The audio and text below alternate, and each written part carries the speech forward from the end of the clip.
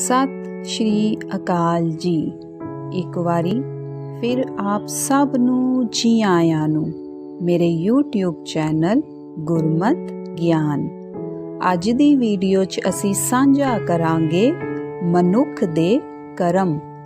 ਜਿਵੇਂ ਕਿ ਆਪ ਸਭ ਜਾਣਦੇ ਹੋ, ਮਨੁੱਖ ਆਪਣੀ ਰੋਜ਼ਮर्रा ਦੀ ਜ਼ਿੰਦਗੀ 'ਚ ਹਜ਼ਾਰਾਂ ਕਰਮ ਕਰਦਾ ਹੈ, ਪਰ ਕੋਈ ਐਸਾ ਕਰਮ ਜਿਸ ਵਿੱਚ ਪਰਮਾਤਮਾ ਦੇ ਮਿਲਣ ਦੀ ਖੁਸ਼ਬੂ ਆਏ, ਉਹ ਕਰਮ ਕੀਤੇ ਜਾਂਦੇ ਨੇ।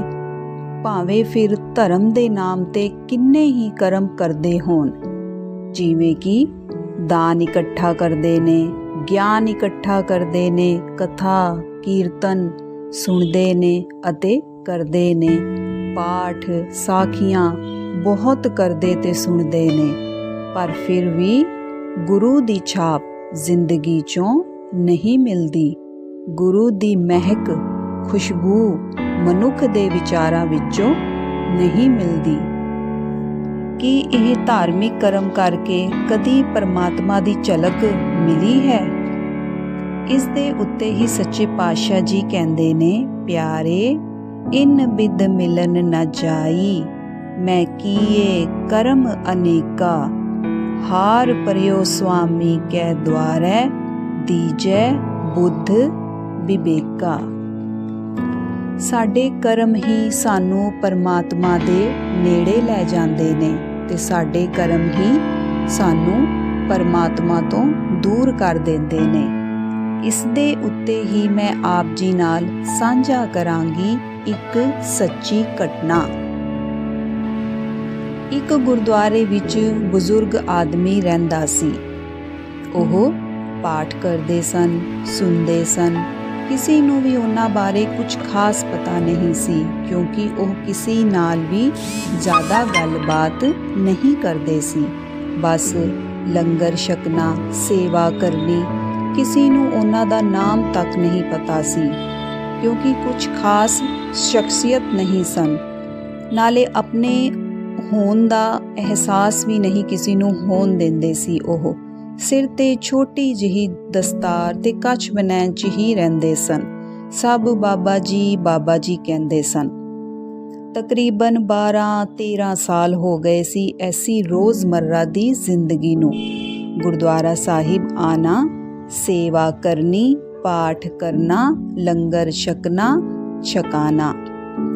ਇੱਕ ਦਿਨ ਉਹ ਬੋਲੇ, ਸਾਰੀ ਸੰਗਤ ਨੂੰ ਧੰਨਵਾਦ ਬੋਲ ਕੇ ਕਹਿੰਦੇ ਨੇ, ਮੈਂ ਕੱਲ ਚਲੇ ਜਾਣਾ ਹੈ। ਕੁਝ ਸੰਗਤ ਨੇ ਧਿਆਨ ਨਹੀਂ ਦਿੱਤਾ ਤੇ ਜਿਹੜੇ ਉਹਨਾਂ ਨੂੰ ਰੋਜ਼ ਉੱਥੇ ਦੇਖਦੇ ਸੀ, ਉਹਨਾਂ ਨੇ ਉਹਨਾਂ ਨੂੰ ਕਿਹਾ, ਕਿੱਥੇ ਜਾਣਾ ਹੈ, ਰਵੋ ਹਜੇ। ਉਹਨਾਂ ਨੇ ਕਿਹਾ ਕਿ ਬੁਲਾਵਾ ਹੀ ਆ ਗਿਆ ਹੈ। ਬਜ਼ੁਰਗ ਬੈਠੇ ਸੀ ਸੰਗਤ 'ਚ, ਉਹ ਸਮਝ ਗਏ। ਕਹਿੰਦੇ ਨੇ, ਤੁਸੀਂ ਸਾਡੇ ਤੋਂ ਕੀ ਚਾਹੁੰਦੇ ਹੋ? ਸਾਨੂੰ ਤੁਸੀਂ ਦੱਸੋ। ਅਸੀਂ ਜਦੋਂ ਤੁਸੀਂ ਸਵਾਸ ਛੱਡੋਗੇ, ਅਸੀਂ ਤੁਹਾਡਾ ਦਾਹ ਸੰਸਕਾਰ ਕਰੀਏ ਜਾਂ ਜਲ ਪ੍ਰਵਾਹ ਕਰੀਏ? ਕਿਉਂਕਿ ਉਹਨਾਂ ਦੇ ਪਰਿਵਾਰ 'ਚ ਕੋਈ ਵੀ ਨਹੀਂ ਸੀ। ਉਹਨਾਂ ਨੇ ਕਿਹਾ ਕਿ ਤੁਸੀਂ ਕੁਝ ਨਹੀਂ ਕਰਨਾ ਹੈ, ਬਸ ਮੈਂ ਆਪ ਜੀ ਦਾ ਧੰਨਵਾਦ ਕਰਨ ਵਾਸਤੇ ਇੱਥੇ ਆਇਆ ਹਾਂ। ਅਗਲੇ ਦਿਨ ਗੁਰਦੁਆਰੇ ਸਾਹਿਬ ਵਿੱਚ ਕੁਝ ਜ਼ਿਆਦਾ ਹੀ ਸੰਗਤ ਸੀ, ਕਿਉਂਕਿ ਇਹ ਗੱਲ ਅੱਗ ਵਾਂਗੂ ਫੈਲ ਗਈ ਸੀ। ਥੋੜੀ ਦੇਰ ਬਾਅਦ ਉਹ ਉੱਠੇ ਤੇ ਅੱਗੇ ਜਾ ਕੇ ਲੇਟ ਗਏ। ਲੇਟਦੇ ਹੀ ਉਹਨਾਂ ਨੇ ਸਵਾਸ ਛੱਡ ਦਿੱਤੇ ਤੇ ਉਹਨਾਂ ਦੀ ਧੁੰਨੀ 'ਚੋਂ ਅੱਗ ਨਿਕਲੀ।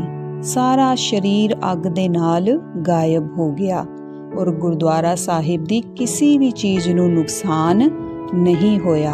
ਇੱਥੇ ਤੱਕ ਕਿ ਜਿਸ ਕਾਲੀਨ ਤੇ ਉਹ ਲੇਟੇ ਸੀ, ਉਹ ਵੀ ਬਿਲਕੁਲ ਠੀਕ ਸੀ। ਉਲਟਾ ਉਸ ਧੂਏ 'ਚੋਂ ਖੁਸ਼ਬੂ ਹੀ ਖੁਸ਼ਬੂ ਫੈਲ ਗਈ।